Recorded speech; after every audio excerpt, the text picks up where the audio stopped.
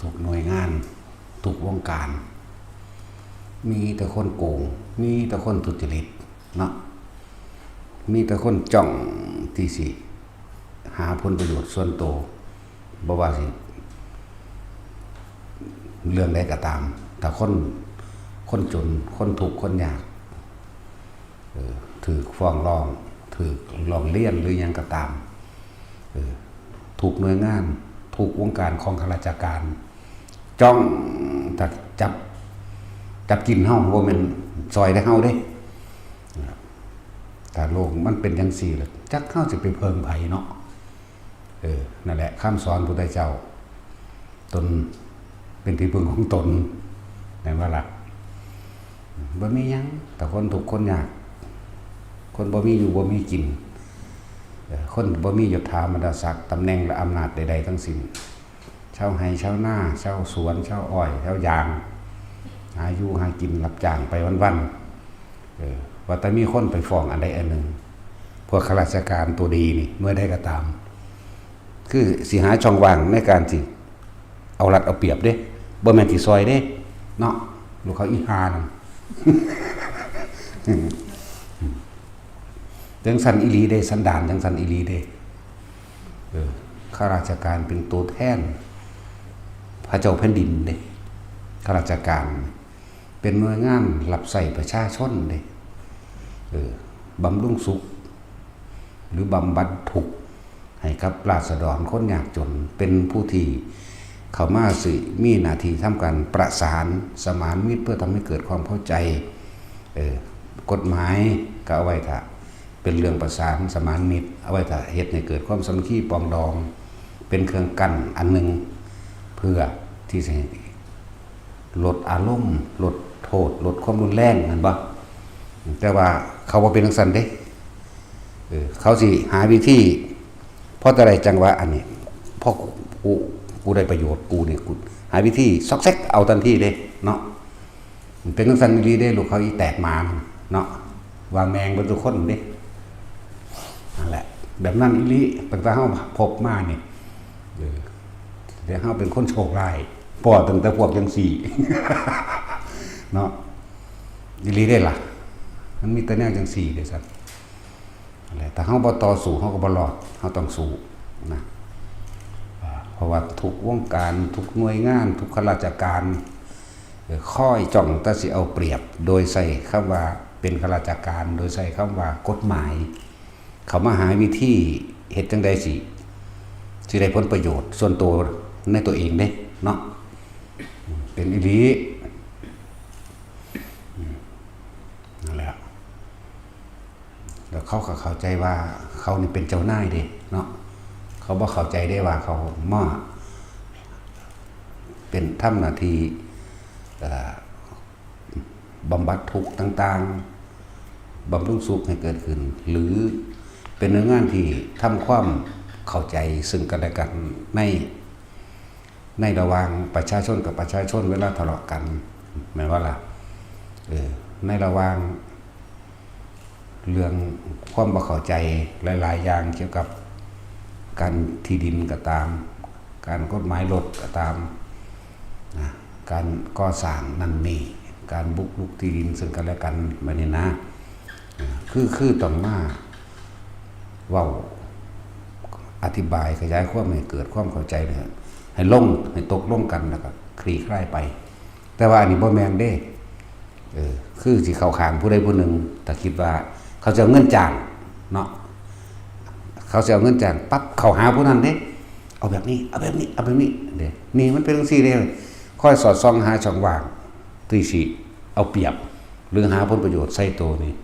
พวกนี้มันทุกย่างก้าวมีแต่การวางแผนเด้เนาะมันสิวางแผนว่าเฮ็ดจังได๋กูสิได้กินส่วนตัวกูเด้อาศัยอำนาจในตำแหน่งหน้าที่การงานกูเป็นหัวหน้า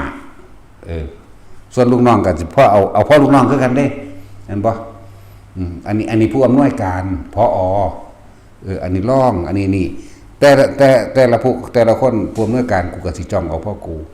รองก็สิจ้องพ่อกูแต่ละหน้าที่การงานกูก็จ้องเอาพ่อกูเด้โอ้ยจังสิไปอาศัยไผเนาะฉะนั้นต้องอาศัยตนเองนี่คำสอนพระพุทธเจ้า เป็นอมตะเป็นความจริงเป็นของบ่ตายเด้อตนแรกเป็นที่พึ่งของตนนั่นแหละไม่แนวใดมันจะสัตว์ใดสัตว์แมงหมดแล้วเนาะบ่ต้องมีคุณธรรมก็ได้หรอกเพราะว่าบางอย่างมันก็บ่มีคุณธรรมคือกันของเฮานี่ถือหลักการเรียกว่า เวรย่อมระงับด้วยการฆ่าเจ้ากรรมนายเวรของเฮานั่นบ่ซั่นมันบ่แล้ว ซั่นแหละ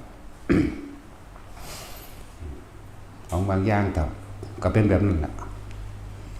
เฮานี่เอาตามพระพุทธเจ้าเด้สมัยเสวยชาติเป็นพระโพธิสัตว์บางอย่างเพิ่นก็ฆ่าได้ยังสงบได้แล้วมากูเอาขึ้นหลังเนาะ ซั่นแล้ว หลายอย่างอยู่เด้ล่ะพวกเฮาบ่เรียนรู้เพิ่นซื่อๆเด้ล่ะเนาะเนี่ยคือเพิ่นฆ่ายักษ์เด้ซั่นยักษ์นี่ทุกเดือนสิมาจับคนไว้นะเพิ่นมันก็สิกากินมือละคนนั่นแหละ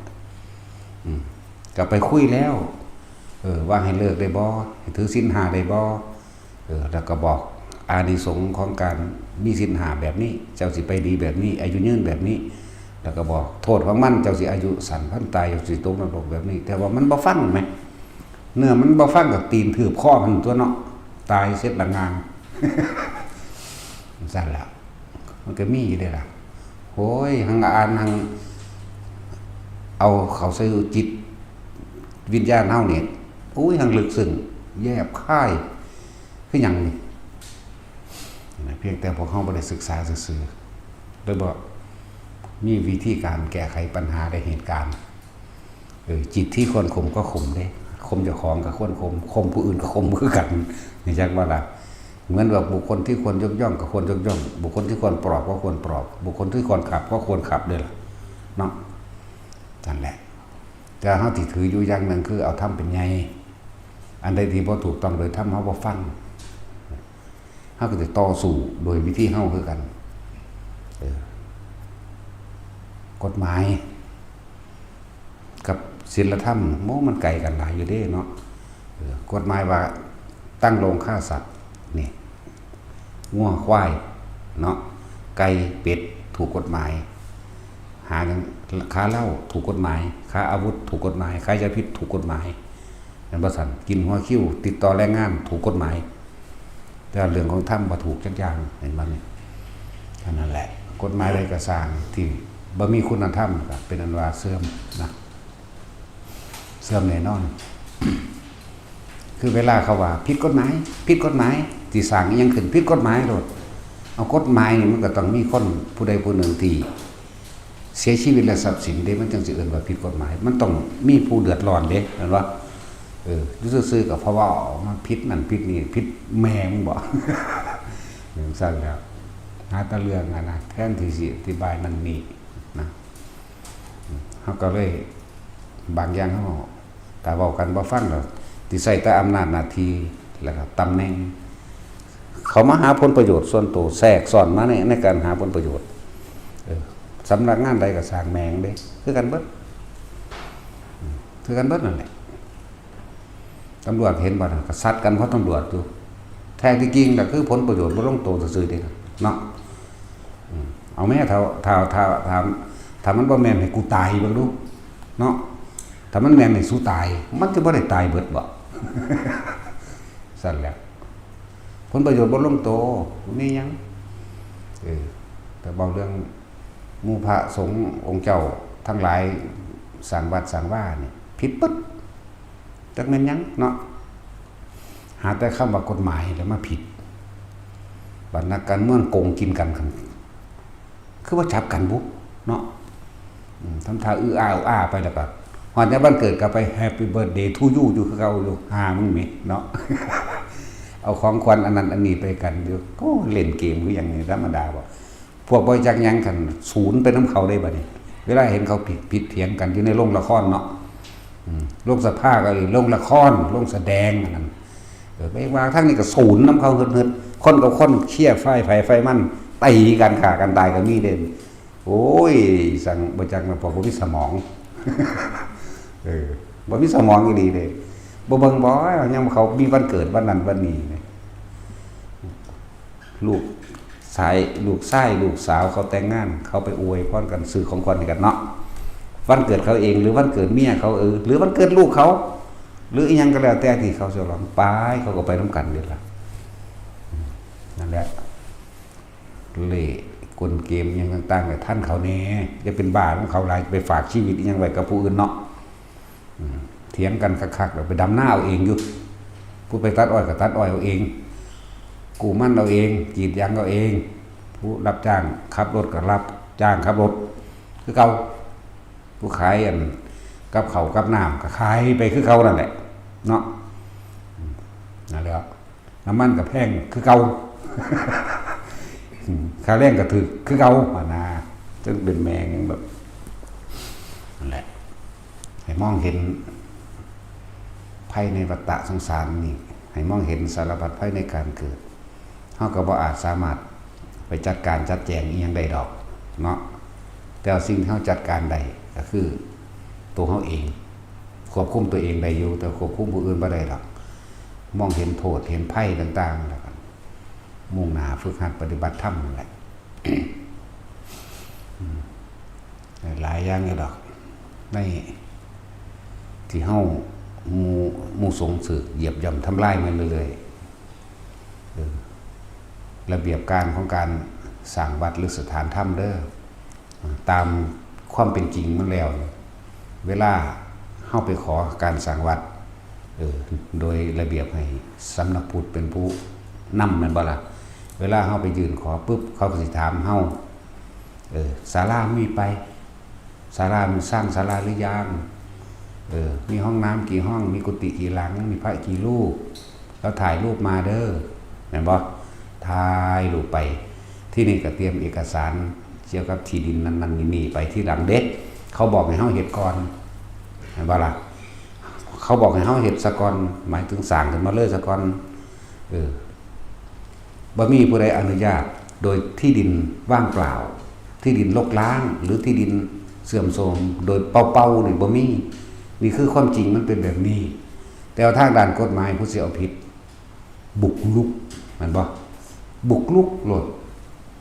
โอ้ยกับแนวนั้นเบิดประเทศนี่แหละเนาะเฮ็ดเฮือนก็คือกันแม่นบ่แท็กซี่เวลาเฮาสร้างบ้านนี่นะเฮาก็สร้างไปซะก่อนบ้านนี้เฮาไปขอบ้านเลขที่แล้วเราบ่เสร็จทรัพย์เราบ่ต่อไฟหรือยังมีห้องน้ำหรือยังมีห้องน้ำห้องส้วมหรือยังเดี๋ยวจะเข้าไปตรวจเด้อไปเบิ่งผ่านก็ให้บ้านเลขที่แม่นบ่ซั่นบ่ได้ให้มาก่อนสิมีบ้านเด้แม่นบ่นั่นแล้วมันเป็นหยังคือยากถูกเขาแตกมาหนูสเวลาเฮาสิสร้างอันนั้นอันนี้เนาะ เราสิสร้างวัดสร้างว่านี่โอ้ยบัดภาคใต้ยิ่งกันตายตุ่มตามอยู่กันบ่ไปคนเอาคันบ่ไปตีข้าวพัดวื้อกับพี่ปีกออกเนาะกับพื้อขึ้นมาเอาเป็นเอาตายกันเนี่ยเป็นหยังมันเป็นเรื่องข้อขาดบาดตายแท้ๆเด่นนะเนาะบาดหมู่พระสงฆ์องค์เจ้าที่มาสร้างวัดผิดกฎหมายโลดแม่นบ่ล่ะมันเป็นไปบ่ได้ที่อยู่ซื่อๆสิบุกลุกเข้าไปถางเอาเลยของไผกูก็บ่รู้ล่ะเนาะ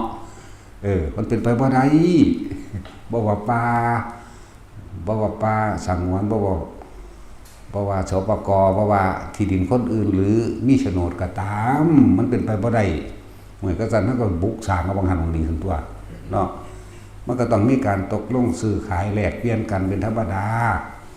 บัดนี้เขาว่าสปกซื้อขายไม่ได้เต็มธนาคารอยู่แม่นบ่ล่ะผู้ใดเพิ่นก็อยู่ในธนาคารเด้เนาะ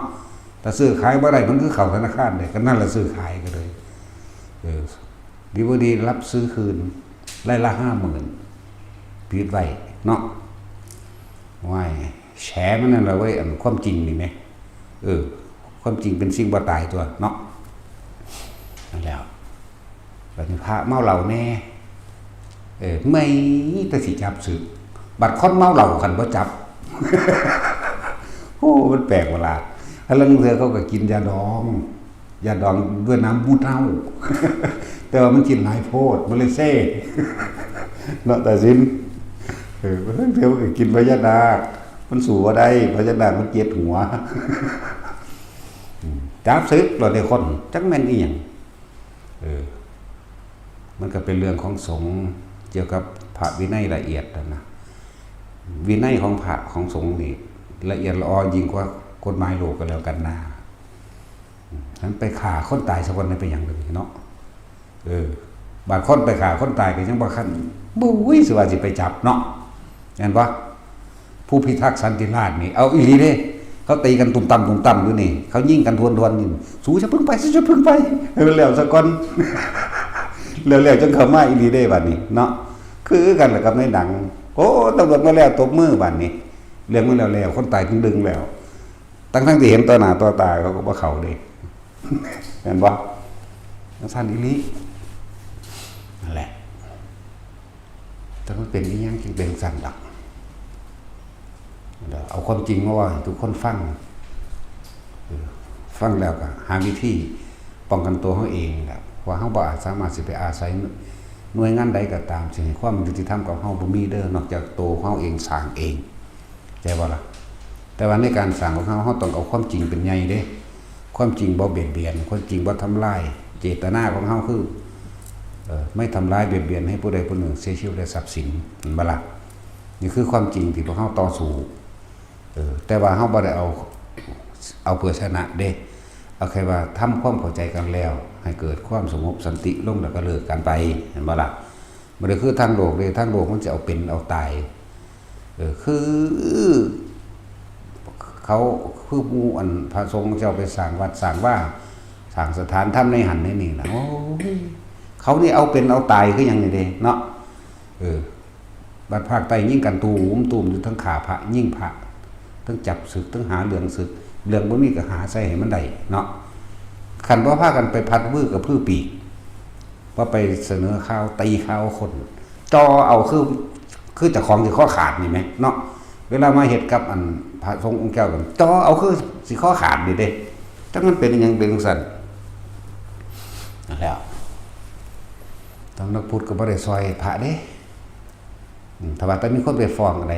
เป็นคือตำรวจพระมาจับพระแม่นบ่แทนที่สิออกหน้าออกตาปกป้องสมมุติว่ามีคนไปฟ้องว่าพระเป็นจังซั่นจังซี่เดี๋ยวเรื่องอันนี้มันเป็นเรื่องของสงฆ์เด้อเดี๋ยวให้เดี๋ยวสิแจ้งไปยังเจ้าคณะตำบลอำเภอหรือจังหวัดให้เขาเจ้าคุยกันเองซะก่อนเด้อพวกเจ้าจะเพิ่งไปตัดสินนั่นบ่ล่ะอันนี้จับศึกแล้วก็มีเนาะเฮ็ดไปเลยก็มีคนกินยาบ้าเต็มบ้านเต็มเมืองอยู่คั่นบ่ขาบาดเอาพระศึกพระนี่คือขาเด้จากว่าคันบ่ไปขาคนเมาเหล้าเต็มบ้านเต็มเมืองอยู่คันบ่ไปจับนั่นบ่คือบ่พัดวื้อกับพื้อข่าวออกบ่เปิดเพลงอยู่บ่ตีกันทนทานอยู่เนาะโอ้ยอันนี้ดำคนนึงดอกแต่ว่าเฮ็ดเป็นเรื่องยิ่งใหญ่มากโอฬารเด้เนาะนั่นแหละเตือนคนที่ยังมีความศรัทธาในพุทธศาสนาอยู่ทั้งหลายแล้วนั่นก็คือพวกกลุ่มคนหรือเซาะก่อนบ่อนทำลายพระพุทธศาสนาเด้อจะไปเชื่อเขาหลายเด้อเขาสิพัดวื้อกับพื้อข่าวเพื่อให้เกิดความเสื่อมและศรัทธาลงเด้จากบ่ล่ะเขาเว้าเรื่องพุทธศาสนาเสื่อมบ่เสื่อมเด้ถ้ามันผิดจริงก็เป็นเรื่องของบุคคลคนผู้นั้นเห็นบ่ล่ะมันบ่แม่นเรื่องของส่วนรวมบ่ซั่นสิยืนมาได้ฮอด 2,000 กว่าปีบัดนี้บ่เด้อเนาะมันเป็นเรื่องที่เฮาต้องพิสูจน์เขาโดยตัวเฮาเองเรื่องธรรมะนี่ นั่นแหละบ่แม่นเรื่องส่วนรวมพุทธศาสนาเสื่อมแล้วบ่มีทางผู้ใดปฏิบัติดีปฏิบัติโดยตนเองเข้าใจมรรคมีองค์8รู้อริยสัจ4ปฏิจจสมุปบาทและอนิจจังทุกขังอนัตตาว่างออกจากความยึดมั่นถือมั่นได้โลกนั้นก็บ่ว่างสถานที่นั้นก็บ่ว่างบุคคลผู้นั้นก็บ่ว่างจากความเป็นอรหันต์ดอกให้มั่นใจในมรรคในหนทางเจ้าของที่เจ้าของเดินพี่แล้วแต่เฮาสิเว้าเรื่องตามความเป็นจริงจริงๆพระสงฆ์องค์เจ้าผู้เพิ่นสร้างวัดสร้างว่าหรือนั่นติถ้าเพิ่นบ่มีบุญบารมีจริงๆถ้าเพิ่นบ่แน่จริงเพิ่นอยู่บ่ได้เด้เพราะว่าบ่มีคนศรัทธา แม่นบ่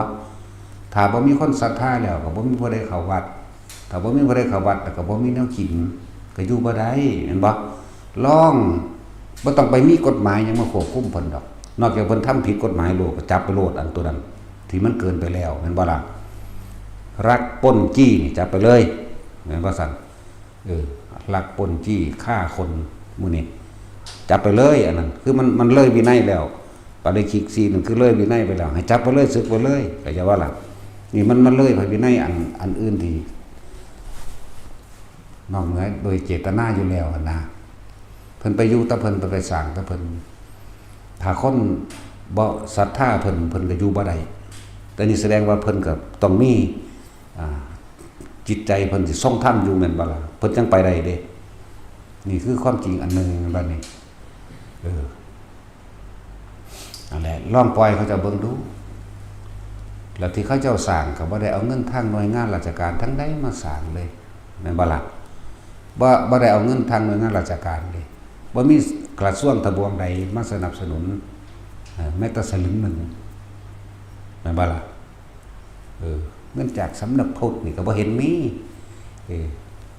เวลาเฮาเข้าไปน่ะเฮ็ดจังซี่เด้อเฮ็ดศาลาก่อนมีพระประธานเฮ็ดกุฏิเฮ็ดห้องน้ำมีพระจักรูปถ่ายรูปมาที่สิเอาเงินให้นั่นเอาเงินไปสร้างซะบ่มีแม่นบ่ล่ะถ้าคนไปฟ้องแล้วก็จอมาด่ากูโลดเนาะเอาจังมันเป็นแม่มันหยังมันคือบ่ไปประสานสัมพันธ์มิตรนั่นบ่ล่ะคือจอบจะหาช่องว่างเพื่อสิหาผลประโยชน์ส่วนตัวนี่คือประสบการณ์เฮาเจอแต่แนวนี้แหละมันมีอยู่ว่าผู้ใดสร้างวัดในโลกนี่สำนักงานนี่เอาเงินให้รัฐบาลเอาเงินให้กระทรวงนี่เอาเงินให้มีอยู่บ่มีแต่จากบุคคลผู้มีศรัทธาเท่านั้นบ่มีเลยเด้อฟังไปแน่ไผก็เลยฟังไปแน่เขาสร้างขึ้นมาโดยกำลังจิตของเขาเองโดยศรัทธาของเขาเองเขาจะตั้งมั่นในธรรมของเขาเจ้าเองเห็นบ่ล่ะแต่บ่มีผู้ศรัทธามันไปบ่ได้ดอกเห็นบ่ล่ะแล้ว มันต้องมีผู้ศรัทธาตัวคำว่าบุกลุกนี่ก็เหมือนกันนะหรือให้รื้อถอนอย่างนี้โอ้ยตะอุยถอนแขวมึงล่ะนั่นแหละเป็นสร้างมาเพิ่นก็สร้างมาโดยลำพังกำลังจิตกำลังใจอันเกิดจากการฝึกหัดปฏิบัติธรรมของเพิ่นลองเบิ่งเด้อลองปล่อยเบิ่งโลดภัยก็ดีถ้าเกิดบ่มีผู้ศรัทธาเพิ่นก็ไปบ่ได้ดอกแม่นบ่ล่ะแล้วตามความเป็นจริงแล้วคำว่าบุกลุกมันเป็นไปบ่ได้เลยมีแต่ขอก่อนเบิดภัยก็ดีแล้วก็ตามความเป็นจริงแล้วก็มีแต่ว่าเฮ็ดศาลาเด้อศาลาเจ้ากว้างยาวเท่าใดกุฏิเจ้ามีจักหลังพระมีจักองค์มีพระประธานบ่อันนั้นอันนี้มีบ่เราถ่ายรูปมาตามระเบียบการไปประชาคมเด้อก็ว่าเด้ประชาคมคนบ่เข้าวัดจักเทื่อมันก็บ่จักมันบ่ล่ะพวกเขาศรัทธาเขาก็มาเฮ็ดอยู่ลองปล่อยโดยบ่ต้องมีอีหยังมึงเอาแต่แน่จริง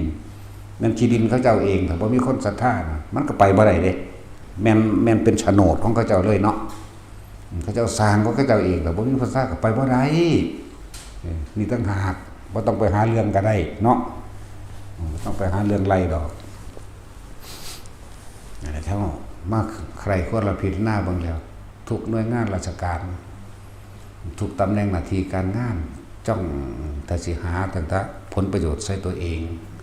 อาศัยว่าตัวเองเป็นตำแหน่งนั้นตำแหน่งนี้เป็นข้าราชการแล้วก็อาศัยกฎหมายนั่นแหละมาข่มขู่เฮาเพื่อสิให้เฮายอมนั่นบ่ล่ะเพื่อสิหาผลประโยชน์ใส่ตัวเองเด้นี่พอกูก็สิกินพอลูกน้องลองลงมาแล้วก็พนักงานทั่วไปสิมาก็สิจ้องกินพอพนักงานทั่วไปอู้ยจังมันแม่นอีหยังกระดอกเนาะพวกป้าไม้แห่งคักเห็นบ่มึงเข้ามาโลดปืนเมียนมึงกูนี่อาฆาตสู้ไว้แล้วกูจักว่าล่ะกูนี่ด่าคนหัวแต่ขากิ่งเด้เนาะ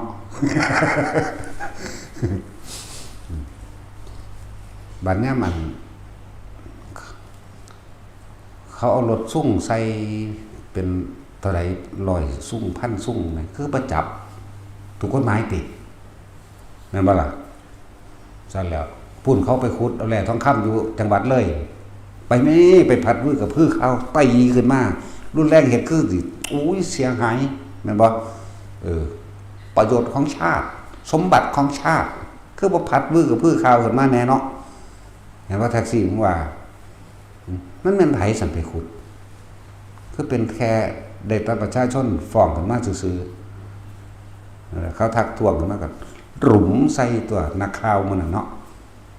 หลุมใส่เบิดทุกช่องมันไหมเนาะทั้งสั้นตัวตั้งแต่พ่อแม่นเกิดมาแค่หาผลประโยชน์ส่วนตัวเองคนที่เสียสละเพื่อผู้อื่นใดทุกอย่างเนี่ยนับจำนวนบ่ได้ดอกสิว่าสิใส่คนทั้งเบิดเท่าใดเท่าใดล้านโกดกับจักสิมีผู้หนึ่งบ่เนาะ100 คน1,000 คนสิมีคนกล้าอยู่คนผู้หนึ่งจักสิมีบ่มีเด้10,000 แสนล้านคนสิมีคนมีสัจจะจักคนผู้หนึ่งจักสิหาได้หรือบ่ได้ใน10,000 แสนล้านคนแต่ในคนทั้งโลกนี่ตลอดนั้นนับอสงไขยจักบ่ฮู้ว่าเท่าใดล่ะจึงจักหาบุคคลผู้เสียสละเพื่อผู้อื่นได้สักคนหนึ่งสักเพียง1 คนเนาะนั่นแหละครับยากตัวผู้ใดมีหน้าที่ตำแหน่งหยังก็จะเอาอาศัยหน้าที่ตำแหน่งนั้นหาผลประโยชน์กูก็เงินหลายบ่มีค่าเด้นั่นจักว่าล่ะเฮาบ่ยกมือไหว้เด้คนที่บ่มีคุณธรรมบ่ยกมือไหว้เฮาบ่เอาของสูงไปแลกของต่ำดอกเนาะไหว้บ่ได้เจ้าจะเป็นไผก็สร้างนะเป็นญาติพี่น้องทั้งในฐานะใดก็ตามบ่มีทางนั่นแล้วนักปราชญ์เจ้าเพิ่นตำหนิตัวจักแหละเกิดมาตายสอกันอยู่แล้วสิยานหยังก็เอาความจริงแหละความตายเอาความตายกับความจริงตายกับความจริงมาจากว่าล่ะตายกับความจริงตัวตายโดยอุดมคติอันประเสริฐคือการได้เกิดมารับใช้ผู้อื่น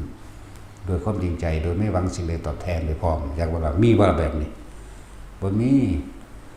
ข้าราชการว่าพวกเจ้าเป็นอย่างถ้าว่ามีเงินจ้างพวกเจ้าก็ว่าทำพวกเจ้าก็เสียสละตัวเองดอกเนาะถ้าว่ามีเงินจ้างเงินเดือนเท่านั้นเท่านี้ยศนั้นยศนี้เอาแม่เถอะทำมันเป็นแค่อาชีพเลี้ยงลูกเลี้ยงเมียเจ้าของเองซื่อเนาะเลี้ยงลูกเลี้ยงเมียเลี้ยงลูกเลี้ยงผัวซื่อค่อยจ้องจะหาช่องสิกินเท่านั้นเด้ส่วนโตนั่นแหละอย่าเว้าอันว่าเสียฉลาดแต่บ่มีเงินจ้างเป็นดอกใครก็เลยเนาะมิตรพระอีหลีนี่แหละว่าได้มีเงินจ้างดอกเขาอยู่โดยศรัทธาของเขาถ้าเขาบ่ได้กินเขาอยู่บ่ได้ยังว่าอยู่ลองปล่อยเบิ่งเด้อนั่นบ่ล่ะปล่อยเอาสิเฮ็ดได้ส่ำใดบ่มีคนใส่บาตรไปจังหันจบนี่แหมบ่หาจังตะไปรังควานอันหาเรื่องให้เขาเจ้าผิดก็ได้ดอกมันก็ต้องมีภูมิจิตภูมิธรรมในตัวเขาเจ้าเองมันต้องมีความจริงใจมีสัจจะอยู่ในของเขาเจ้าเองตัวเขาเจ้าก็รู้สัจธรรมของเขาเจ้าในตัวเองนั่นแหละเขาเจ้าก็เสียสละเพื่อผู้อื่นได้ละอันนั้นนั่นบ่ล่ะจึงเป็นไปได้หาแต่เรื่องคิดแต่ว่าผู้อื่นสิคือเจ้าของเนาะแล้วผลประโยชน์ทั้งสั้นทั้งสี่เจ้าของเป็นแนวใดเลยคิดว่าผู้อื่นสิเป็นคือเจ้าของมีคนทั้งโลกกันบอกแต่เขายังเลี้ยงลูกเลี้ยงเมียอยู่หากินหาอยู่เพื่อเมียเพื่อลูกเจ้าของเองเนาะเจ้าของเป็นแบบนั้นแล้วคิดว่าผู้อื่นสิเป็นพระแท้ๆเขาบ่ได้มีอีหยังเด้เขาก็เฮ็ดไปจังซั่นซื่อเฮ็ดไปสร้างตายเนาะจะหลงตัวเดิมตนเนาะแท้สิตั้งตำรวจทั้งทหารข้าราชการจะร่ำรวยถึง10,000 ล้านสุดท้ายก็ตายเสมอกันเนาะบ่ได้ยินบ่ฟังเพลงอยู่บ่พวกเจ้าสุดท้ายก็หากินสามตายมันยินบ่โยนั่นน่ะท่านเลยสุดท้ายก็แค่หากินสร้างตายนึงเฮาได้สร้างอีหยังไว้ก่อนที่เฮาสิตายเฮาคือบ่สละความเห็นแก่ตัวขึ้นแก่โลกสมบัติของโลกขี้ดิน บ่แม่นว่าจังเป็นเจ้าของที่ดินอยู่สมบัติของโลกยุทธามดาศักดิ์เอาคืนแก่โลกสติเห็นบ่ล่ะก็เห็นแก่ตัวก็คืนแก่โลกนั่นตัวเป็นรถล่ามาขี่ยังกระสร้างนั่นแหละเงินทองใส่ให้มันเป็นประโยชน์ตัวถ้าผู้ใดถ้าสิใส่ยศถาบรรดาศักดิ์ใส่อำนาจตำแหน่งหน้าที่การงานให้เป็นประโยชน์ก็เป็นเด้ใส่ฆ่าตัวตายก็ตายเด้โทษของเจ้าเฮ็ดเพียงแค่ศาสตร์นี้ศาสตร์เดียวสมว่าเป็นโทษนี่เจ้าสิลงไปรับอันเป็นโทษอกุศลกรรมนับประมาณศาสตร์บ่ได้เด้เจ้าเฮ็ดศาสตร์เดียวนี่แนวบ่ดีแต่จะลงไปรับอีกเป็นอสงไขยก็ได้มันธรรมดาเด้เฮาบ่รู้ว่าไผเป็นอริยะเนาะแต่ว่าพวกเจ้ากันไปเฮ็ดใส่อันบ่อริยะก็สร้างบัดนี้เพียงแค่ว่าเขาเจ้ามีศรัทธาตั้งใจมุ่งมั่นสู่จุดหมายเรียกว่าโสดาปัตติมรรคเป็นต้นแต่เขาเจ้าตั้งใจไว้ใส่ว่ากูต้องเป็นอรหันต์ในใดกูต้องเอานิพพานในใดกูรับภากาสาผัสนี้มาแล้วกูต้องทำให้แจ้งซึ่งพระนิพพานให้ได้เลิ่นว่านี่อยู่ในกันโสดาปัตติมรรคพยายามขนขวายตนเองเพื่อเข้าสู่โสดาปัตติผลสกิอนาคาและอรหันต์แค่ไปทำลายคนพวกนี้พวกเจ้าก็ชิบหายแล้วล่ะเจ็ดพระพุทธเจ้าหรอกหมายถึงอยู่ในนรกอยากว่าล่ะเฮาก็เอาแต่นรกมาขู่มันนี่มันบ่เห็นมันบ่เชื่อเนาะเอาแบบนี้ดีกว่าแต่มาคุ้งโตเฮาโตกันล่ะนำเลย กูนี่แหละนรกมันสั่นแล้วว่ามาละศูนย์ล่ะยังแม่นอีหยังตายไปเบิดแล้วก็บ่นำมาสำนึกสำเนียกแทนที่สิสร้างคุณงามความดี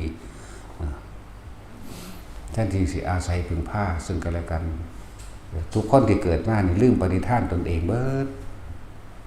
ปรารถนาว่าจะมาสร้างบารมีเพื่อให้พ้นออกจากทุกข์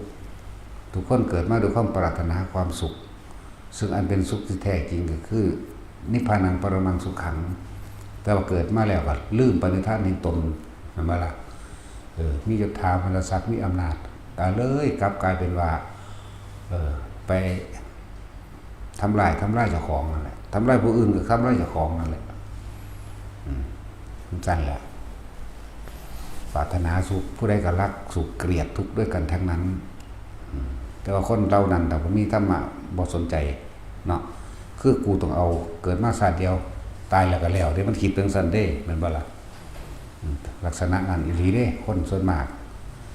ถ้าเว้าเรื่องบุญเรื่องกรรมแต่ว่าเวลาเขาไปเฮ็ดใส่เจ้าของเครียดเด้โอ้ยอีฉันนรกว่าเด้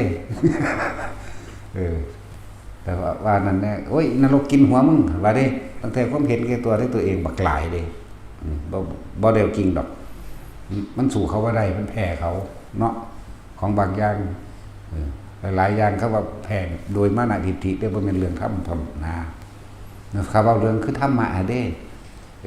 สิกาสิกินหัวมึงว่ามึงบาปว่าเด้เนาะเดี๋ยวตะของไปหาเว้าพื้นคนอยู่ปามอยู่บัดนี่บ่ได้นั่นดอกแล้วพวกเฮาให้เห็นสารพัดภัยในการเกิด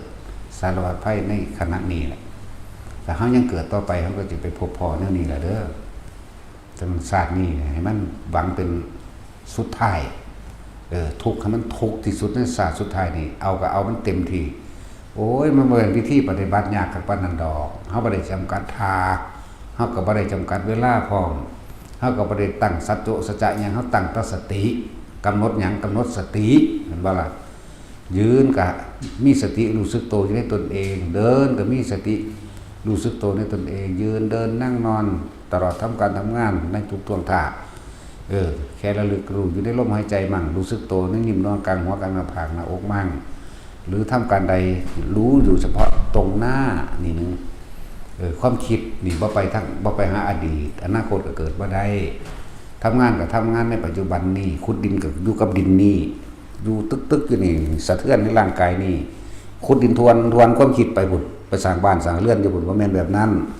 เข้าใจบ่ล่ะเอาแค่นี้เฮาบ่ได้จำกัดทางบ่ได้จำกัดรูปแบบฝึกต้นไม้เฮาก็มีรูปแบบเป็นธรรมดา แต่ถ้ามันจับได้แล้วยังสำคัญที่สุดกับสติรู้สึกตัวความรู้สึกตัวกับแมนแปลว่าล่ะ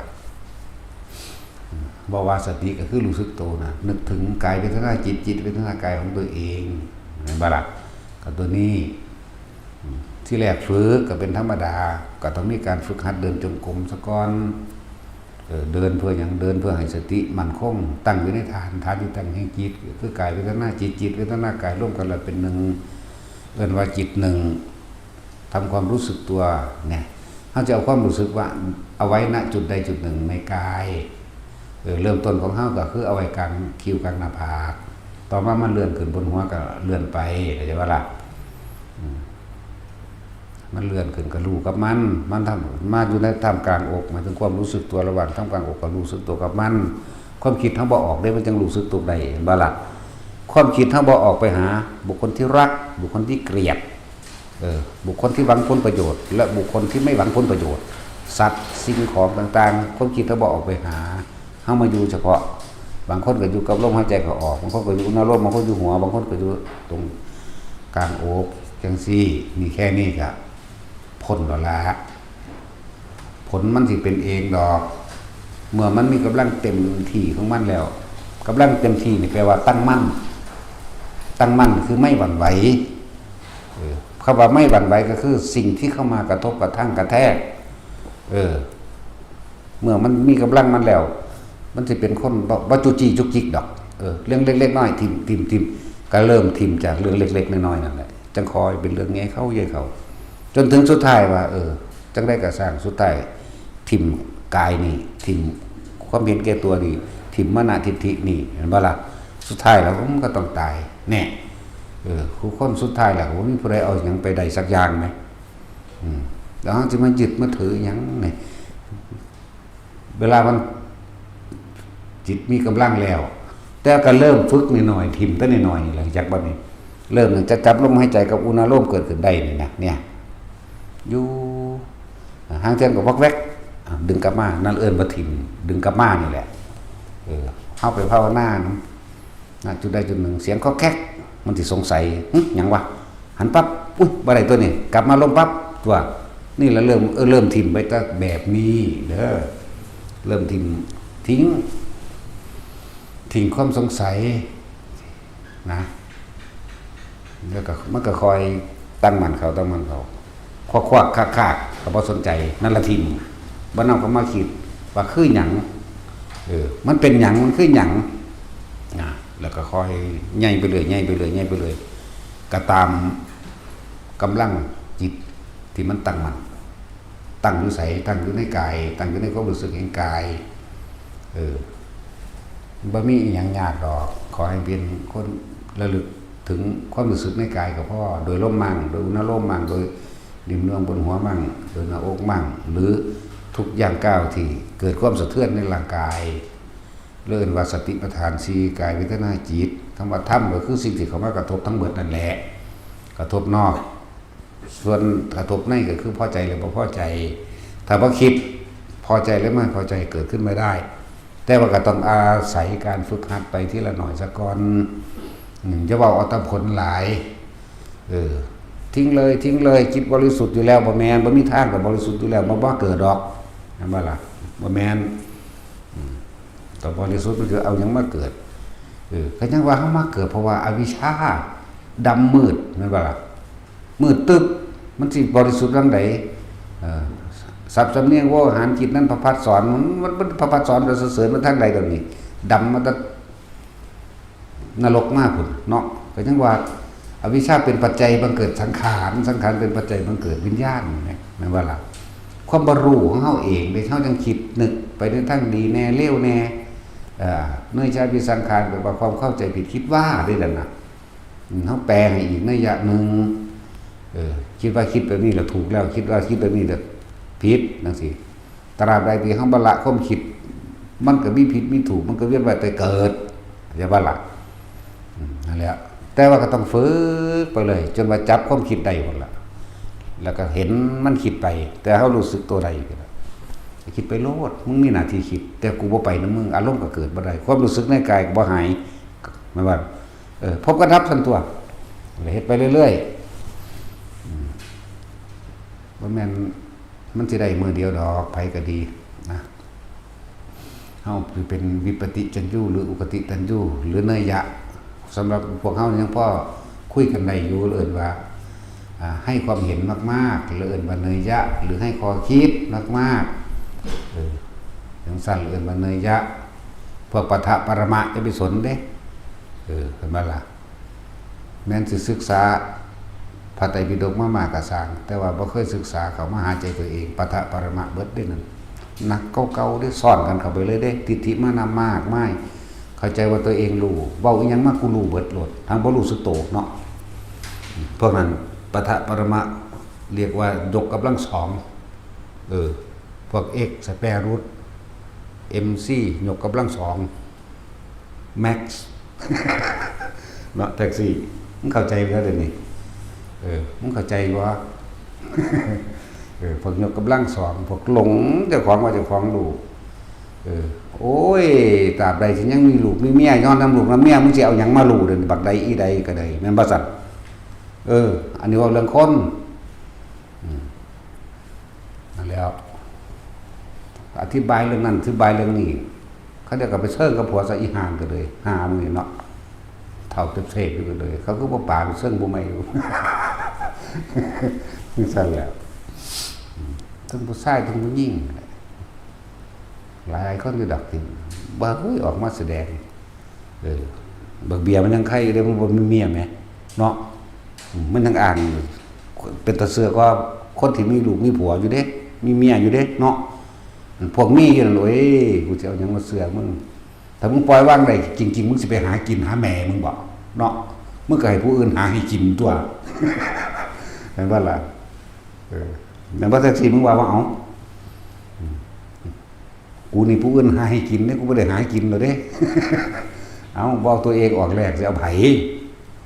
จังซั่นตัวถ้าบ่แน่จริงมันอยู่บ่ได้มันไปบ่ได้ดอกมันว่าซั่นเป็นความจริงนั่นแหละครับว่าเรื่องเพศพร้อมบ่สิเกี่ยวกับหญิงกับชายพร้อมจริงๆอันนี้ถ้าเทียบผู้ซุมื้อนี้ว่าภิกษุณีกับพวกบวชชีนั่นบ่ล่ะเนี่ยพวกเขาเก่งเขาก็มีของเขาอยู่แล้วยึดเขาตั้งมั่นดีแล้วนั่นบ่ล่ะแต่เขาบ่ได้เขาก็ไปบ่รอดเด้เนาะมีหลายอยู่เด้ล่ะที่เขาเจ้าเขาเจ้าบ่มีผัวบ่มีลูกไงชมพู่จังซี่เนาะเป็นอีหยังหลังอยู่ลำปางหรือชมพู่บ่ลืมแล้วนี่อย่างที่ชมพู่จังซี่แน่เขาบ่ได้มีผัวบ่ได้มีลูกนั่นเป็นตาเสือถือได้ล่ะแม่นบ่ล่ะไอ้เมชิเจิ้นจังซี่แม่แน่เขาบ่ได้ไปยุ่งเกี่ยวกับครอบครัวเลยมันก็เป็นตาเสือก็กันตัวอันพวกใส่สูทแต่งตัวงามๆอยู่มาอธิบายเรื่องนิพพานอย่าเว้ามึงปิดบังตนเองเบิดนั่นแต่เอาหนังสือมาเว้าเองว่ามีสุดตังคือว่าโน่นน่ะใครเนาะแต่นี่จากอธิบายเอาเองนะโอ้ยทั้งอธิบายทั้งงงทั้งมุนทั้งบ่จักบอกกูก็ยังอธิบายบ่ได้กูก็บ่ฮู้จักคือว่าล่ะเขาฮู้จักเนาะเขาเลยอธิบายอย่างนั้นสภาพอย่างนั้นสภาวะอย่างนี้ซั่นโอ้ยตราบใดที่ยังเลี้ยงลูกเลี้ยงหลานนั่นแม่นบ่ซั่นตราบใดยังโอ้ยคนบ่ได้จริงๆมันบ่เฮ็ดเด้เข้าใจบ่ล่ะไผก็ดีมันบ่เฮ็ดเด้มันสิมุ่งมั่นอยู่กับธรรมเด้เมื่อกระแสจิตมีกำลังขึ้นมาแล้วมันบ่อื่นค้นหาให้ได้ล่ะนึกๆอยู่มันก็มาดอกแนวมันนั้นจังซั่นแล้วคือนึกอยากกินปลาหมึกเด้มันก็มาโลดจังซั่นแล้วเพราะมันมาแล้วแหมอันนี้ก็เอาความจริงมาเว้าได้ล่ะแต่ว่าตอนนึกยังบ่มีผู้ใดเว้ามันสำเร็จแล้วจังเว้าได้ล่ะมันมาอีหลีแหมนะครับปลาหมึกกุ้งคือนั่นมาเด้อว่าซั่นฮอดมื้อใหม่มาอีหลีเว้ยแต่นั่งนึกอยู่ซื่อๆได้ล่ะซั่นแหละก็นี่ก็ว่ากูอวดอีกละเนาะแต่กูบ่อวดไผกูสิไปเอาของผู้อื่นมาอวดได้กูบ่แม่นเขาแม่นบ่ล่ะเฮาบ่ได้ไปฮู้จักไผเท่ากับตัวเฮาเองเด้เฮาก็ฮู้ตัวว่าเฮาคิดแนวนี้เฮานึกแนวนี้แหมเนาะ บ่แม่นผีบ้าที่ไปรู้จักผู้อื่นเขาเลี้ยวเบิ่งซื่อๆก็เบิ่งสายตากันนั่นกูฮู้โพดว่ามันคิดหยังกับกูว่าซั่น คนเรื่องสัตว์อุลีเด้เนาะตาสินมึงบ่เว้าดอกมึงคิดว่าเด้โอ้ยเสือกไปรู้จักผู้อื่นเฉยเนาะนั่นแหละเฮาก็บอกตัวเรื่องของเฮากันตัวของเฮาจักเฮาเองอยู่แม่นั่นแหละทุกคนมั่นใจตนเองกับธรรมมั่นใจมรรคมีองค์8มั่นใจความรู้อริยสัจสี่แล้วก็เห็นตามความจริงในอนิจจังอนัตตาให้ได้วิธีแนวทางก็บอกซุมืออยู่แล้วยังก็ดีเฮาก็เอาแค่อานาปานสติลมหายใจนี่สติปัฏฐาน4เฮานี่แหละ1 2 3 4เฮานี่กายเวทนาจิตธรรมคือสิ่งทั้งหลายทั้งปวงบุคคลก็ไปยึดมั่นถือมั่นมันก็มีแค่เกิดกับดับความคิดเฮาก็ยังเกิดกับดับคิดถึงคนนี้เกิดกับคนนี้คิดถึงคนต่อไปดับแล้วจากคนนี้นี่คนต่อไปนี่เกิดกับคนนี้แล้วเมื่อนึงคิดถึงจะค้นบัดนี้เกิดดับอยู่เลยเกิดดับอยู่เลยแต่เฮาบ่ทันเนาะสั่นแหละเพราะว่าเฮาไปอยู่ตักผู้กับผู้อื่นเฮาเลยบ่รู้จักเจ้าของว่าจิตเกิดดับเป็นแบบใดทีนี้เฮาหาวิธีมาเฝ้าสังเกตสิกติแปลว่าเฝ้าสังเกตศึกษาความคิดของตนเองเด้จักบ่ล่ะเอาอีหยังมาจับมันเอาความคิดจับบ่ได้เด้เฮาเลยต้องหากุศโลบายเหลี่ยมคือพระพุทธเจ้าเพิ่นก็เลยเอากุศโลบายเหลี่ยมโดยเอาลมหายใจนี่แหละมันหล่อมันคิดถึงลมเข้าออกอยู่เลยเขาเดี๋ยวคิดถึงผู้นั้นแล้วนี่เริ่มฮู้แล้วเป็นอ้าวมึงไปคิดถึงเขาเฮ็ดหยังกลับมาหาลมนี่ก็เดี๋ยวคิดถึงผู้นั้นอีกแล้วผู้นั้นอีกแล้วผู้นี้อีกแล้วเอาไปเอามาก็เริ่มมีกำลังพอการสะสมกำลังแห่งความตั้งมั่นกำลังแห่งความตั้งมั่นกำลังของความคิดของเฮาสิจับความคิดเฮาเองนั่นแหละแต่ว่าเฮาอาศัยลมอยากบอกกำลังพอตะคิดไปไปแล้วเนาะดึงกลับมาไปอีกแล้วเนาะดึงกลับไปดึงกลับมาก็เริ่มที่เขาจนจับมันได้มันก็เห็นทั้งตัวบัดมันเป็นแบบนี้โอ้นี่คือความเกิดดับความคิดก็เป็นของไม่เที่ยงมีความเกิดดับเป็นธรรมดาคิดถึงคนนี้ผู้ที่คิดถึงคนที่1ที่2ที่3ที่4เกิดดับจากคนที่1 2 3 4 5บุคคลสัตว์สิ่งของดินฟ้าอากาศและเรื่องราวต่างๆโอ้เป็นแบบนี้บัดนี้เฮาก็หาเครื่องอยู่ของเฮาก็ลมหายใจเฮาหรือกายเวทนาจิตเวทนากายรวมแล้วก็กลายเป็นจิตหนึ่งเองดอกจิตหนึ่งคือความรู้สึกตัวทั่วพร้อมอยู่ในเฉพาะนี่เลยเป็นผู้รู้จักว่าล่ะผู้รู้ก็รู้จากความคิดเจ้าของนี่เด้ผู้รู้ก็รู้ในสิ่งทั้งปวงพร้อมรู้ได้อนิจจังทุกขังอนัตตาพร้อมเด้เห็นบ่ล่ะนั่นแหละตอนนี้ผู้รู้ต่างๆก็เลิกเกิดกลายสิ่งที่รู้ก็เลิกกลายเป็นถูกรู้ว่างๆรู้วางๆรู้โดยไม่เข้าไปยึดรู้โดยไม่แทรกแซงแต่รู้เรียกว่าล่ะอันตัวนี้มันบ่มีตัวละตัวนี้ถ้าบอกว่าผู้รู้ก็มันก็บ่เข้าใจเนาะผู้ได้รู้ก็ตัวของน่ะรู้แต่ว่าเจ้าของก็บ่เข้าใจอีกนั่นว่าซั่นและอื่นว่าว่างจากสิ่งที่รู้ว่างจากสิ่งที่มีเฮาเห็นทั้งเบิดเฮาบ่ไปคิดกับไผได้ล่ะผู้นั้นคือสิหลายแต่ว่ามันคืองามแต่ว่าเฮาบ่ไปคิดได้ล่ะเฮาก็เห็นอยู่ได้ล่ะเห็นบ่ล่ะอ้วนหรือขาวดำเฮาก็เห็นนี่แม่นี่ก็รู้ว่าอ้วนนั่นแหละมันว่าสัตว์ก็รู้ว่าขาวก็รู้ว่าดำนั่นแหละแต่ว่าเฮาบ่ไปปรุงแต่งต่อกับเขานั่นแล้วเมื่อบ่คิดบ่นึกบ่ปรุงบ่แต่งในความอยากให้มันเป็นอยากให้มันได้อยากให้มันดีอยากให้มันมีอารมณ์มันก็เกิดบ่ได้ก็รู้อยู่ซื่อๆตัวบัดนี้มันว่าล่ะจิตก็ไม่มีที่ตั้งความคิดบ่ไปคิดหาคนผู้นั้นผู้นี้เมื่อบ่ไปคิดหาคนผู้นั้นผู้นี้อารมณ์ความรู้สึกเกิดขึ้นบ่ได้พบก็ดับนั่นแหละจับลมเข้าไว้ไปก็ดีเกิดหยังก็สร้างคิดไม่ออกบอกไม่ถูกอย่าพึ่งกลับมาลมอุณาโลมความรู้สึกบนหัวนิ่มน่วงมั่งถ้าอกมั่งก็บ่แม่นว่าสิเฮ็ดอยู่อันเดียวตลอดดอกซ่อมๆเบิ่งไปก็ดีเฮาก็สะสมหลายอันหลายอย่างว่าตะกี้ก็ดีสวดมนต์ตะกี้สวดคำสอนสัตยายธรรมคำสอนพระพุทธเจ้าโอ้มื้อละ4 ชั่วโมงพุ่นเด้บ่ได้สวดหน่อยเด้สวดแต่ละเที่ยวสวดเร็วพร้อมกลางหนังสือใส่เลยแต่ละมื้อฝึกตะกี้ เดี๋ยวนี้บ่เห็นแมงยังดอกข้านวะเนาะ มีแต่ถาดาคนถ้าว่าถาดาหมามันก็บ่รู้เรื่องปานใดนอกจากยางสติ๊กยิ่งโหลดนั่นแหละสวดมนต์มื้อละ2เที่ยวเด้ตอนเช้ากับตอนบ่าย3ประมาณนั้นบ่าย3นั่นแหละมื้อละ2เที่ยวสวดตึงสั่นแหละพอสิควบคุมความคิดเจ้าของบ่ให้มันไปทางอื่นให้มันไปตั้งมั่นอยู่กับคำนี่แหละนี่กรณียมะตะกุสเรนะจะตังสตังปะตังอภิสเมจะสักกุอุจุจุจุจุจุสุจุจะสมุตุนันติมานิสันตุสกุจะสุปโรสวดแบบนี้แหละบทนี้เปิดไปสวดจนเบิดแนวสวดบัดนี้ล่าข้อไปยามเดินยืนเดินนั่งนอนแต่ส่วนมากบ่ค่อยนอนโอ้บ่แม่นธรรมดาเด้ตะกี้เห็นบ่เห็นหยังก็เลยเนาะบ่ค่อยนอนเด้ซังมันเป็นแมงเด้อก็ผูกเจ้าของไว้นำกกใหม่กกไหลตัวที่ละไปเบิดนั่นแหละปานนั้นก็ยังง่ายละงานคือเก่าอยู่ผูกขนาดผูกทองใส่ไว้บัดนี้ผูกทั้งหมู่ผูกลงคือหมู่ทั้งยืนนั่นแหละผูกนี่ผูกระวังนี่ผ่ามาพันผูกนี้ตัวนั้นมันก็ยังเตะเสะอยู่คือเก่าอยู่โอ้มันเก่งนึงอย่างนี้ดิแล้วนั่นแหละฝึกตนเองเฮาเฮ็ดหาดิเดี๋ยวก็ฝึกตนเองน่ะหาเครื่องอยู่ของตนหาอะไรที่มันถูกกับตนเองก็ซาวหาบ่ทุกอันทุกอย่างนั่นแหละแสวงหาทุกอันทุกอย่างมันก็อาศัยจากกันกำลังจากการสัตย์ใจสวดมนต์คำสอนพระพุทธเจ้าแน่อาศัยกันเดินอาศัยกันยืนนี่อะไรมันคอยสะสมมาจนเรามันตั้งจับจุดใด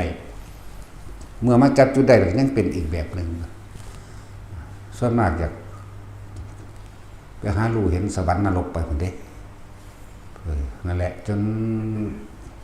นเพลินบรรลุสึกตัวต่างโดนต่างนั่นจนหลวงปู่หลวงตาคนมาฟาดกระบาลให้จักบอกจังเข้าใจคำว่าโอ้ยมานอนเป็นหมูเป็นหมาพวกเมื่ออย่างความเพียรก็ย่อยันอย่างโอ้ยสารพัดย่อยันจังใดคนบ่หลับบ่นอนมาเป็นหลายมือแล้วนี่ ดันเอาอยู่เพราะสมีไงเนาะปานนั้นจังว่าโอ้ยมาสิขาดอย่างบ่รู้ นั่นแล้วเพิ่นต้องแส่ใส่ที่ต้องฟื้นตัวใดจังว่าเจ็บเป็นอาทิตย์นึง1อาทิตย์เต็มๆเลยเด้จังแก่ได้แม่นหยังเฮ็ดอีหยังก็บ่ฮู้ว่าทิ้งมื้อหยังก็บ่รู้สึกโตจังมาจับก็มารู้สึกโตนะเปลี่ยนท่าเปลี่ยนแบบใหม่นี่เปลี่ยนแบบมื่นตาตลอดเลยตัววันโอ้เป็นแบบนี้นี่เองคำว่าบ่รู้สึกโตตะกี้ว่าถ้าเฮาเห็นสิไปเรื่องของโลกสวรรค์จังซี่เฮาไปเลยเด้เฮาบ่ฮู้ว่าโตได้แต่วันไปแล้วกลับมาจังเว้าเข้าใจบ่นี่เหมือนกับคนนอนหลับฝันนี่แหมต้องเอามาเฝ้านะแต่คงบ่ค่อยเว้าปานใดดอกพออยู่ผู้เดียว มันไปเพลินกับเขานรกก็คือกันก็ไปเพลินไปตามมิติต่างๆสิไปเพลินไปเลยบ่ได้ฮู้จักตัวเด้นั่นแหละ คือเบิ่งของลึกลับอันนั้นอันนี้ก็ว่าบ่แม่นว่าสิตั้งใจไปเบิ่งเด้มันไปจังซั่นแล้วก็ไปโลดนะมันไปเลยมันเบิดกำลังมันก็กลับขึ้นมาใช่มั้ยมันเอาใหม่มันบ่รู้สึกตัวเลยจับความรู้สึกตัววิธีอันนี้ก็คือได้มาจากหลวงปู่หมันเด้ตะกี้เพิ่นนับนิ้วมือเอาเด้เพื่อให้เกิดน่วงๆอยู่นี่จักว่าล่ะบัดนี้เฮาหาวิธีเฮาก็แตกกันแหนงเอาต่อยอดเอาเองตัวเนาะมันก้มซื่อๆมันก็เป็นนะก็หาวิธีลัดให้ซื่อเด้เมื่อเป็นแล้วอ๋อก็เลยอยู่กับความรู้สึกตัวนี้ข้างในความรู้สึกตัวนี้น่วงๆอยู่นี่นุบนับบนหัวมั่งหน้าผากมั่งหน้าอกมั่งแม่นยังสิปรากฏขึ้นใจบ่ไปนำเข้าใจว่าความคิดบ่ไปนำเขาบ่ไปเพลิดไปเพิ่นนำได้บัดนี้เนี่ยอ้าวมิติต่างๆมันก็เป็นของมันไปอยู่จังซั่นเด้บัดตะกี้เฮาไปแสดงนำเขาไปมีอารมณ์ส่วนรวมนะมันคั่นล่ะบัดนี้เบิ่งซื่อๆบางที่เขาก็ลบกันให้เบิ่งก็เบิ่งซื่อๆเด้บ่ได้เคลียร์ฝั่งใดฝั่งหนึ่งเมืองนาคเมืองบาดาลสิลบกันให้เบิ่งมั่งแม้กระทั่งมดแดงยังลบกันเด้ พวกเจ้าเคยรู้จักบ่มดแดงแบบใดก็ตามมดแดงไฟนี่จัดตั้งกองทัพขึ้นเด้แย่งบ่งทำกินกันมดแดงก็ดีสู้กันเฮ้อยู่ในวันธรรมดาเด้กัดกันแขนขาข้อขาดพุ่นเด้มันกัดได้มากัดกันกัดตายทั้งคู่นั่นแหละมดแดงก็ดีมดแดงแง่ใครกินนี่ก็ตามคือกันโอ้ตายกองจูนพูนอยู่ขากันแต่เฮาก็บ่มีอารมณ์ดอกเฮาก็เบิ่งไปนำที่ว่าสัตว์อื่นๆอันนี้เว้าเพื่อให้ทุกคนมันเห็นนำได้นะอันอื่นมันบ่เห็นนำที่แล้วฮอดยามเขาตั้งท้องเอาแล้วหนักเมืองนั้นหนักเมืองนี้มาลบกันบัดนี้เอาเป็นเด้ซั่นแล้วลบกันเปลี่ยนกันแพ้เปลี่ยนกันชนะแต่เป็นกรรมนั่นแหละบ่ถึงกันบ่ไปยึดบ้านยึดเมืองกันดอกจำได้แพ้แล้วก็พากันกลับขึ้นซื่อๆนะกรรมมันเป็นของเขา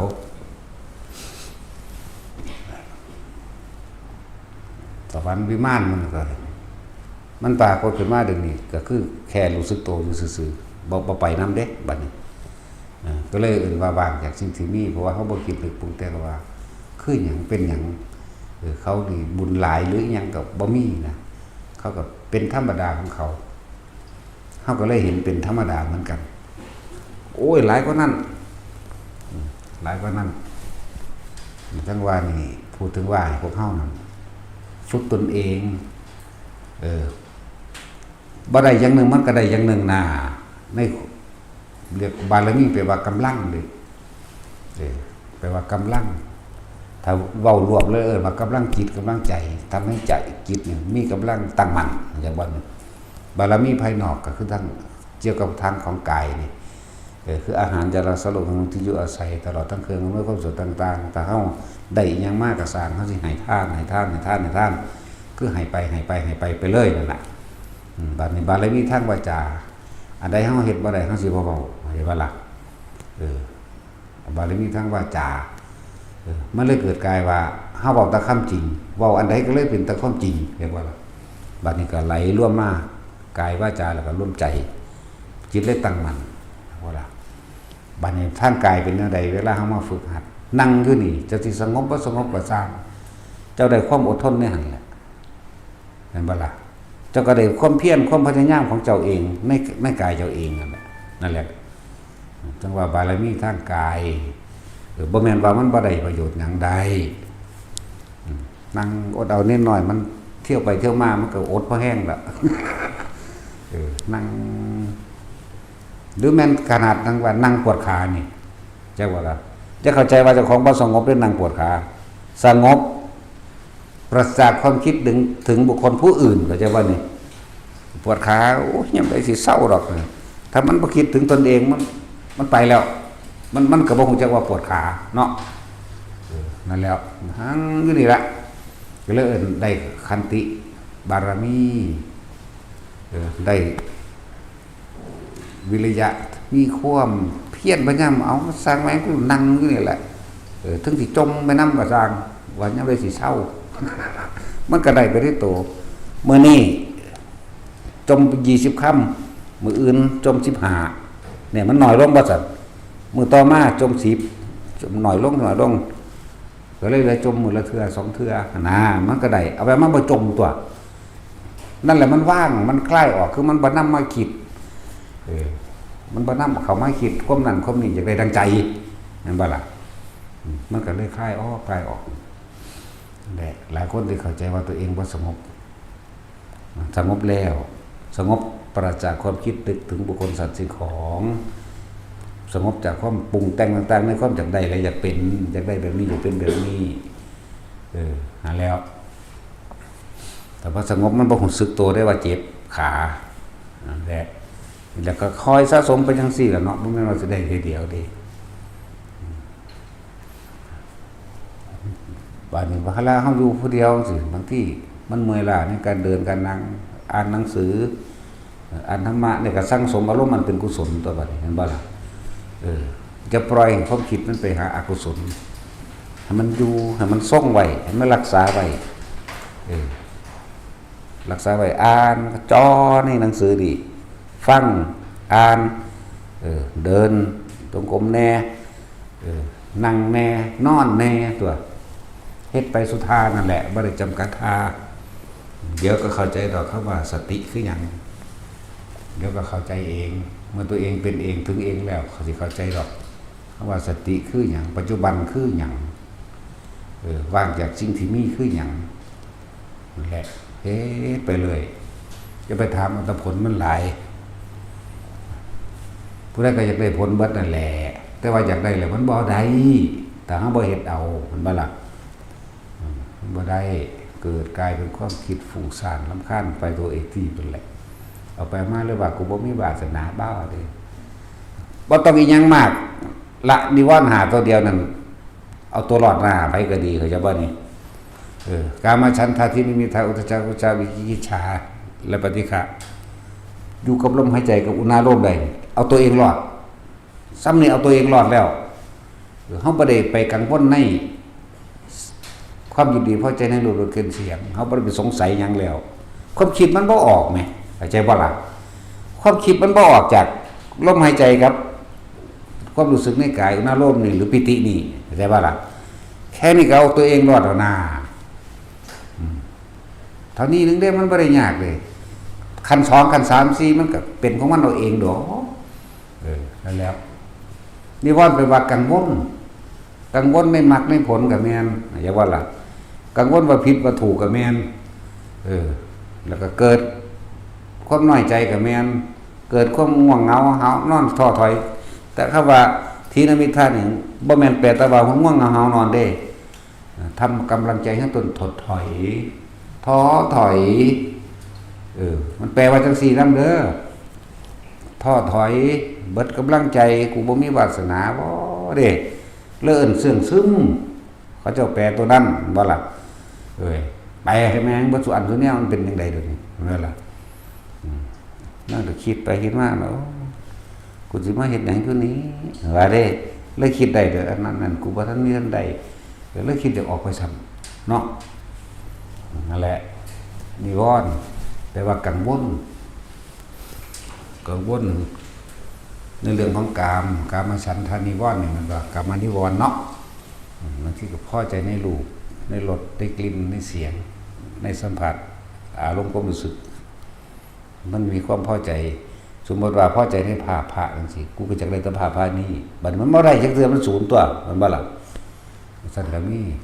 ในรูปในรสอาจจะเป็นรสความรู้สึกรสแห่งธรรม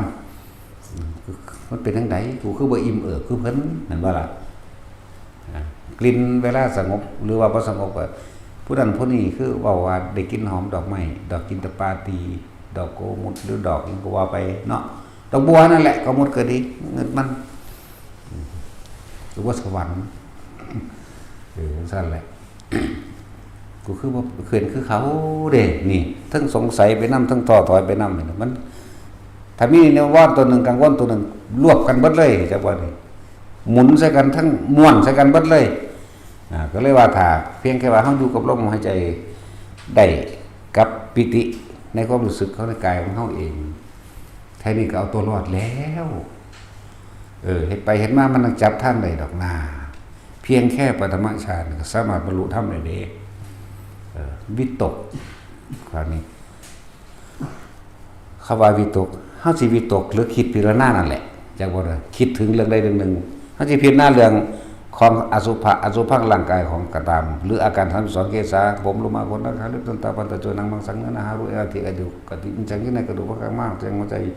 จักดังตัดอยู่ลมกลางพังผิวเดือดกลางไตปัสสังปอดอันตังไสยันตะกุนังไสน้อยปิดตังน้ำดีใช่มั้ยภาพเกิดพร้อมปุ๊บไปพร้อมกันเด้จนพุ่นละมุดตังน้ำหมุดน้ำคูดไปนั่นแหละไหลขึ้นนั่นนี่ประกอบกันแล้วเป็นธาตุอาการ32อันเป็นธาตุดินธาตุดิน20ธาตุน้ำ12บัดนี้ไอ้คนบ่ตายก็มีธาตุไฟ4ธาตุน้ำรวมกันแล้วเป็นอาการ42ก็ว่าไปนั่นแล้วไหลไปไหลมาสุดท้ายแล้วก็เกิดความ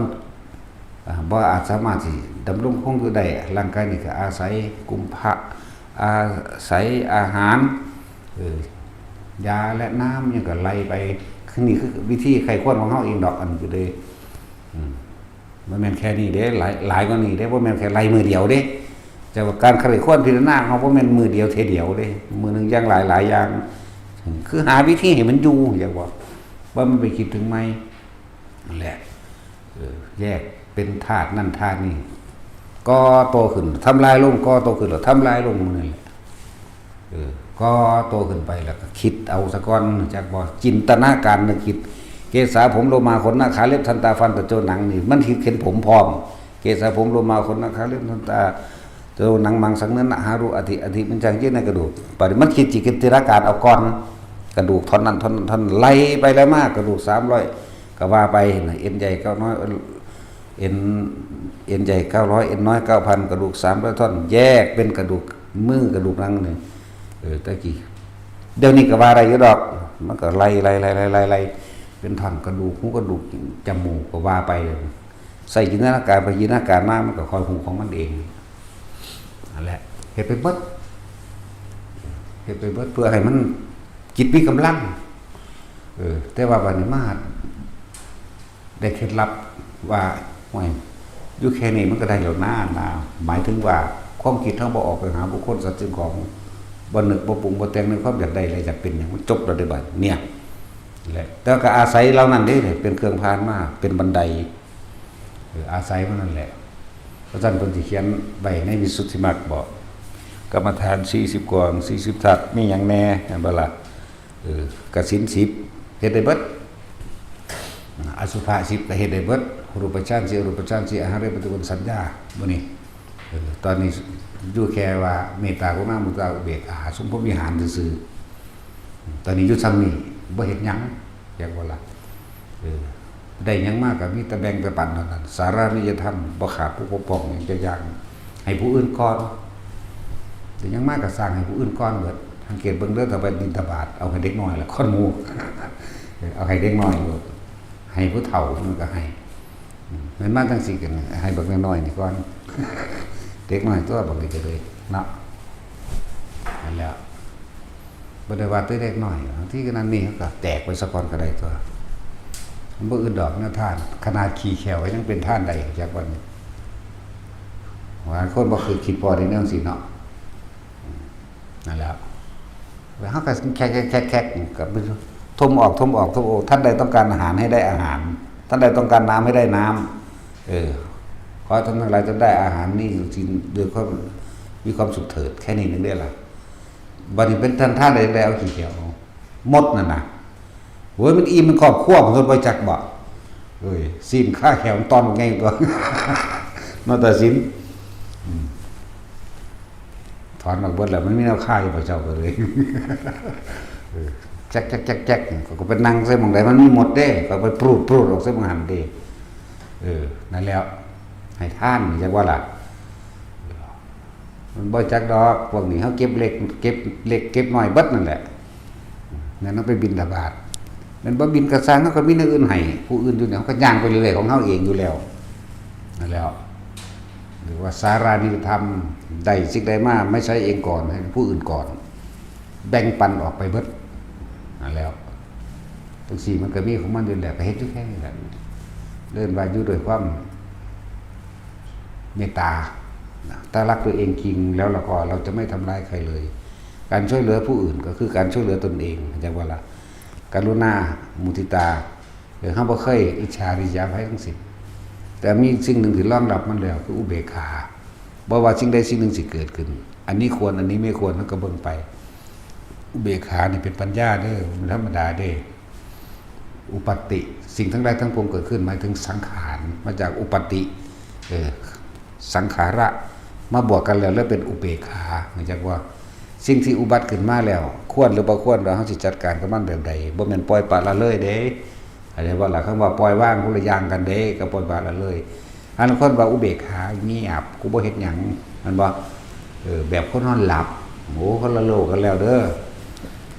นั่นแล้วอันนี้ควรอันนี้บ่ควรก็เบิ่งแต่ว่าเฮาบ่มีอารมณ์ในหันซื่อๆอะไรว่าล่ะนี่นั่นแหละจังว่าพวกเฮา ศาสตร์นี้มาพบมาพอมาหูมาเห็นแล้วเอาเต็มที่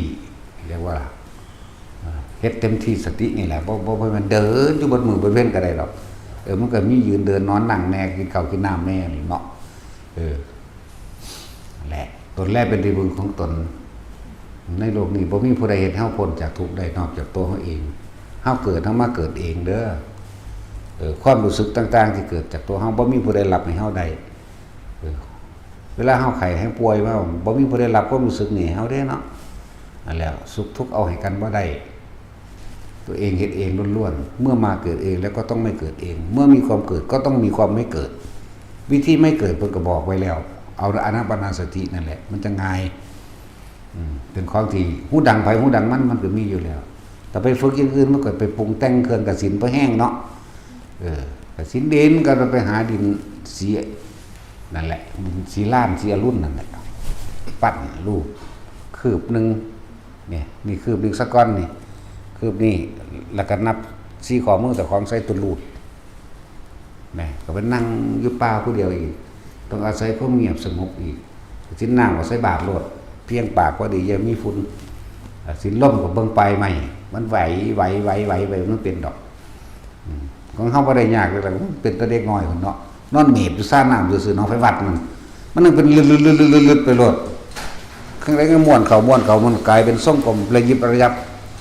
ว่างวึกโลดเนี่ยบัดนี้ก็มาปรับเอาตัวแต่ว่าบ่ฮู้จักเด้บ่จักว่ามันคือหยังซื่อๆเด้นั่นน่ะบ่ฮู้จักว่านี่คืออันนี้นี่คืออันนี้นะเพิ่นนึกเล่นๆกันได้อีหลีนะ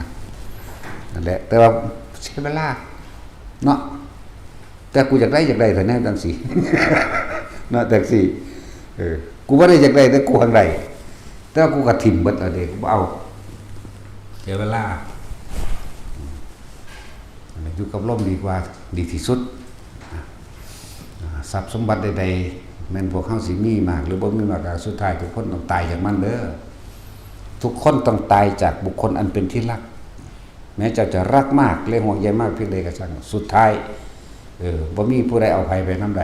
ตายเหมือนกันเบิดพยาบาลจะเป็นเงินหลายยุทธาบรรดาศักดิ์เขาขอเป็นเงินทองเศรษฐีหมื่นล้านแสนล้านหรือสิล้านก็สร้างสุดท้ายก็ต้องตายไปเปล่าหมดสิ่งที่ติดตัวเฮาไปได้เป็นหยังล่ะมวยบ่เอาไปหยังจักอย่างแล้วกูบ่เอาเด้อเนาะคือปล่อยถิ่มเบิดเลยตัวถ้าผู้ใดยังอยากได้อยู่กับมีบุญกับบาปนั่นบ่ล่ะถ้าเฮาละบุญละบาปบ่ทันได้ละสุขละทุกข์บ่ทันได้มันก็เที่ยวเวียนว่ายตายเกิดผู้ใดอยากละได้ก็ลมหายใจนั่นแหละง่ายบ่บาดถ้าลมหายใจลมคักๆมันบ่ได้มีหยังเด้โอ้ยมันศูนย์ละเอาสมาธิ